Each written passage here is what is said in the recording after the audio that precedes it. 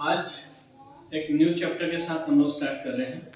Class 10th का bio section का last chapter है, that is the over environment. इस चैप्टर में बेसिकली हम एनवायरनमेंट से जुड़ी हुई चीजों को डिस्कस करेंगे रिगार्डिंग किस तरह से एनवायरनमेंट में किस तरह से डिफरेंट एक्टिविटीज हमारे पास हो रही है, कौन कौन से फैक्टर्स जो हैं वो एनवायरनमेंट को कंटिन्यू कर रहे हैं, उन सब चीजों के बारे में हम यहाँ।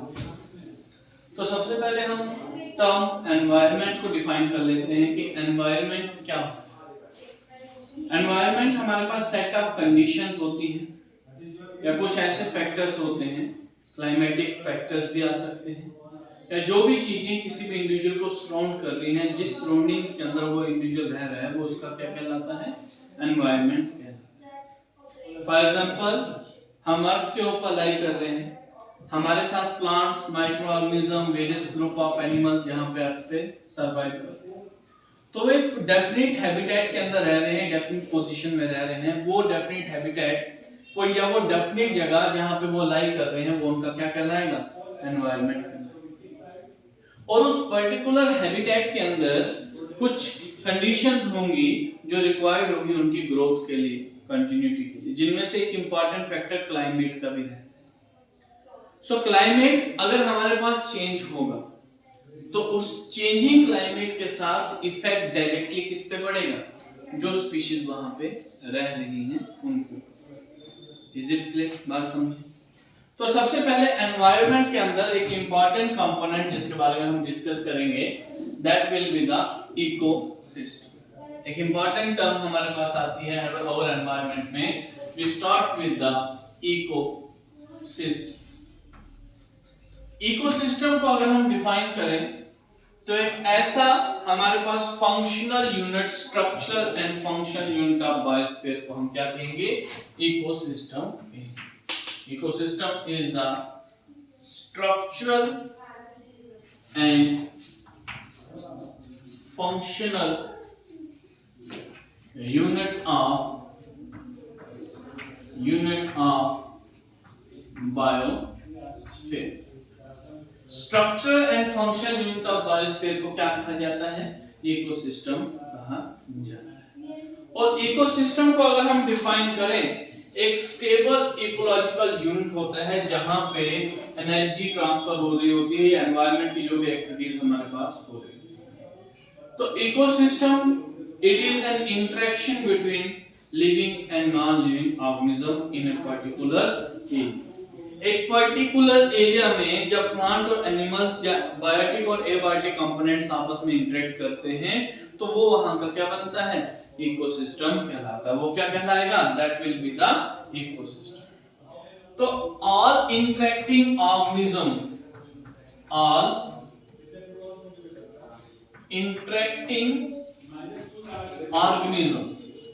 देखो इस अर्थ के ऊपर कोई इंडिविजुअल ऑर्गेनिज्म तो सरवाइव करेगा नहीं ना कभी कर सकते। अगर हम बोलें कि सिर्फ ह्यूमंस ही यहाँ पे क्या करें, सरवाइव करें, तो पॉसिबल है, नहीं हो सकता। क्योंकि ह्यूमंस जो हैं वो कहीं ना कहीं अपनी सर्वाइवल के लिए दूसरों के ऊपर डिपेंड है। और चाहे वो बायोटिक कंपोनेंट है चाहे वो एबायोटिक, जैसे air, water, this is the abiotic component और these are required for our growth and development. तो हम डेली इनके साथ में क्या कर रहे हैं, इंटरेक्ट कर रहे हैं। अगर वाटर पोल्यूट हो जाए तो इफेक्ट किसके ऊपर पड़ेगा, जो उसके ऊपर डिपेंड है उसके ऊपर। एयर पोल्यूट हो जाए तो इफेक्ट किसके ऊपर पड़ेगा, उस इंडिविजुअल के ऊपर जिसके ऊपर, जो उसके ऊपर डिपेंड है। तो अगर प्लांट्स का नंबर कम हो जाए, एनिमल्स का नंबर कम हो जाए तो उससे भी क्या होगा, हमारे पास इकोसिस्टम बैलेंस खराब हो जाएगा, मतलब एनवायरनमेंट पूरा का पूरा क्या हो जाएगा, बिगड़ जाएगा। इसलिए इकोसिस्टम को structural and function unit of biosphere कहा जाता है, क्योंकि किसी भी बायोस्फीयर का एक स्ट्रक्चरल और फंक्शन यूनिट इकोसिस्टम ही बनाता है, जहां पे जितने भी इंटरेक्टिंग ऑर्गेनिजम्स हैं वो एक एरिया में एक साथ रह रहे हैं। All interacting organisms in an area together, एक साथ क्या करेंगे, रहेंगे, and constitute with the constituents, with the components of biotic and abiotic, with abiotic components, और रह किसके साथ रहे हैं? एबायोटिक कंपोनेंट से, मतलब जिस लैंड के ऊपर रह रहे हैं वो भी तो एबायोटिक है, जिस वाटर के ऊपर डिपेंड है वो भी तो एबायोटिक है, जिस एयर के ऊपर डिपेंड है वो भी एबायोटिक है। तो लिविंग ऑर्गेनिज्म जो है वो इंटरेक्ट कर रहे हैं किसी एक पर्टिकुलर एरिया में विद एबायोटिक कंपोनेंट। तो जो इंटरेक्शन है between abiotic and biotic components in a particular area, that is called as the ecosystem. Interaction short form में अगर हम इसे डिफाइन करें तो interaction between biotic and abiotic components, biotic and abiotic components in an particular area that is called as ecosystem. उसे क्या कहा जाता है? इकोसिस्टम कहा जाता है। एक इंपॉर्टेंट चीज यहाँ पे जो आपको नोट करनी है कि इकोसिस्टम की टर्म किसने डिफाइन की? Term was given by A.G. टांसलर। ये आपको याद इसलिए रखना है क्योंकि आपको एमसीक्यूज में 110% आता भी है, पूछा भी जाता है कि इकोसिस्टम की टर्म को किसने कॉइन किया था? It was coined bye given by A.G.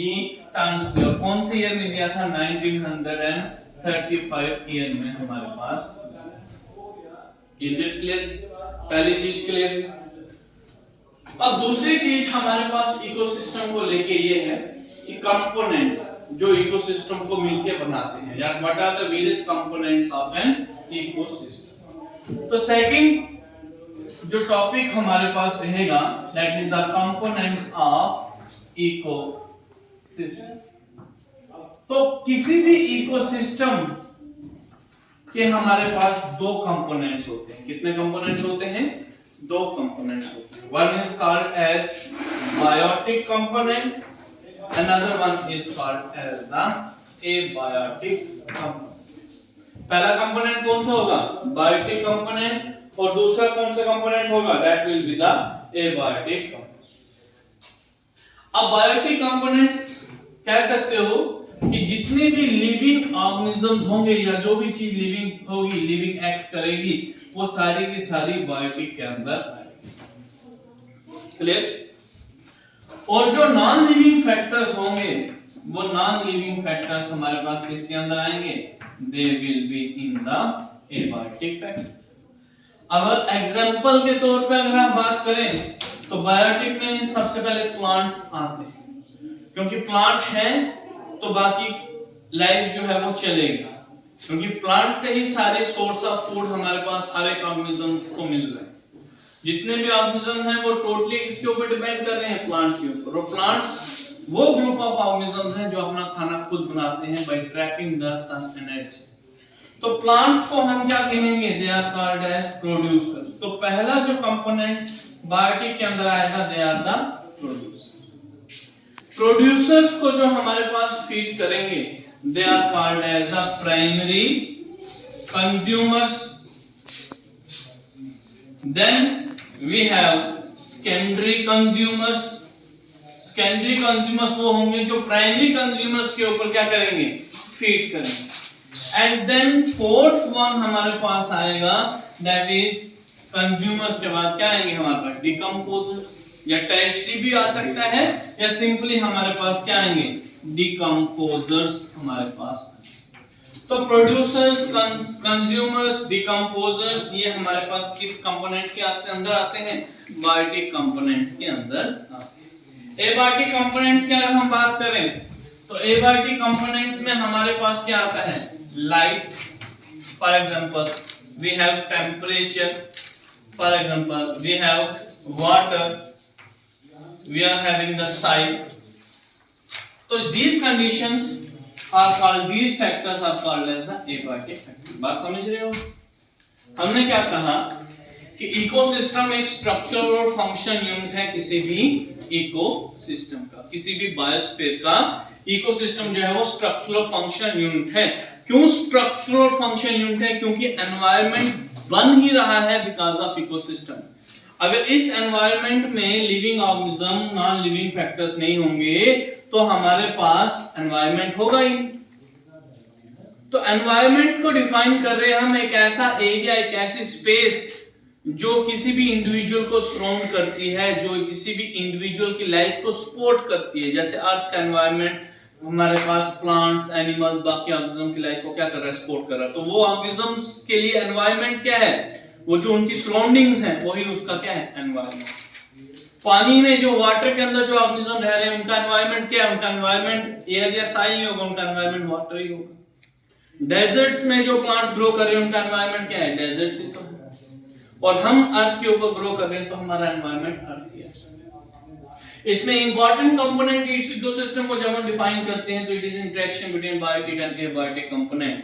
अब बायोटिक और एबायोटिक कंपोनेंट्स यहां पे समझ लीजिएगा, these are the important components of the ecosystem. अब क्यों हम कह रहे हैं कि इंटरेक्शन हो रही है between biotic and abiotic components, और उसी इंटरेक्शन को हम इकोसिस्टम कहते हैं। क्योंकि यहां पे देखो, मान लो प्रोड्यूसर्स हैं, अपना खाना खुद बना रहे हैं, मान लो प्लांट ही प्लांट यहाँ पे है, लेकिन प्लांट को ग्रो करने के लिए किसकी जरूरत पड़ेगी, लाइट की जरूरत पड़ेगी, टेम्परेचर की जरूरत पड़ेगी, वाटर की जरूरत पड़ेगी एंड साइज की जरूरत पड़ेगी या नहीं पड़ेगी। तो मींस कहीं ना कहीं जब ये प्रोड्यूसर्स इन एबायोटिक फैक्टर्स के साथ में इंटरेक्ट करेंगे तो ही वो सरवाइव कर पाएंगे। तो ये जो इंटरेक्शन होगी, यही इंटरेक्शन एक इकोसिस्टम को पैदा करेगी। इसी तरह से प्राइमरी कंज्यूमर्स जो होंगे वो भी लाइट के ऊपर, टेम्परेचर के ऊपर, वाटर के ऊपर, साइल के ऊपर डिपेंड करेंगे। साथ ही साथ अपने से ऊपर वाले ग्रुप ऑफ ऑर्गेनिज्म के ऊपर भी डिपेंड करेंगे सर्वाइव के। तो ये एबायोटिक के साथ में इंटरेक्ट तो हो रहा है, लेकिन बायोटिक कंपोनेंट के साथ भी क्या कर रहा है, इंटरेक्ट कर रहा है। तो interaction between biotic and abiotic components वो हमारे पास क्या बन रहा है, that one will be the components of ecosystem, and also the term is called as the ecosystem when we see that in any particular area the living species that are existing there are interacting among themselves। interacting किस लिए हो रही है, आपस में क्यों interact कर रही है, for the purpose of food, for the purpose of shelter, for the purpose of their growth, for the purpose of their reproduction। तो यही सब factors तो उनकी लाइफ को आगे बढ़ा रहे हैं ना। तो उसी इंटरेक्शन को हम क्या कहते हैं बच्चों, उसी इंटरेक्शन को हम इकोसिस्टम कहते हैं। क्लियर है, समझे बात।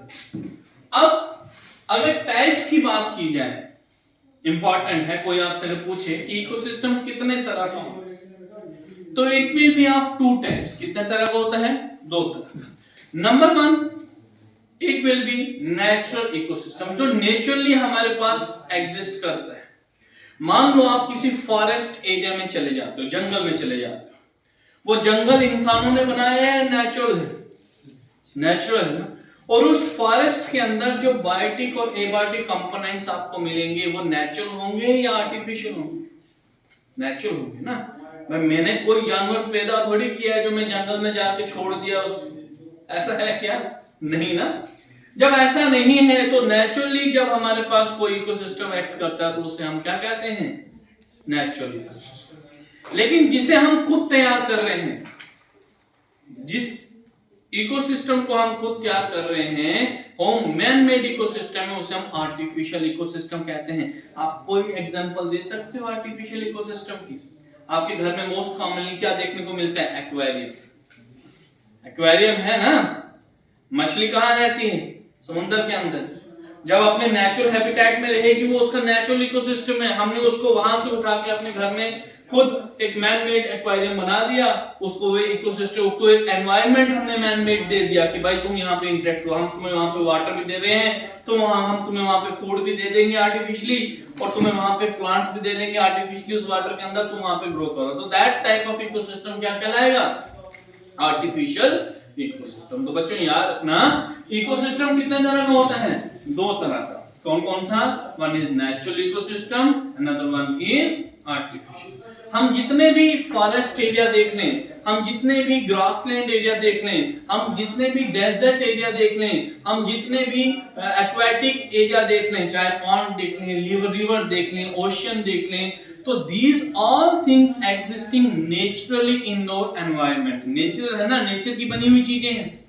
तो उस नेचर के अंदर जो भी इंटरेक्शन हो रही होगी वो इंटरेक्शन नेचुरल इकोसिस्टम कहलाएगी। लेकिन जो इंटरेक्शन हमारे पास मैन मेड के थ्रू हो रही है, जो हमने तैयार करके बायोटिक और एबायोटिक कंपोनेंट्स वहां पे इंटरेक्ट करवाया है, वो हमारे पास क्या कहलाएगी? Artificial ecosystem. तो इकोसिस्टम की दो टाइप्स आती है, one is natural and one is.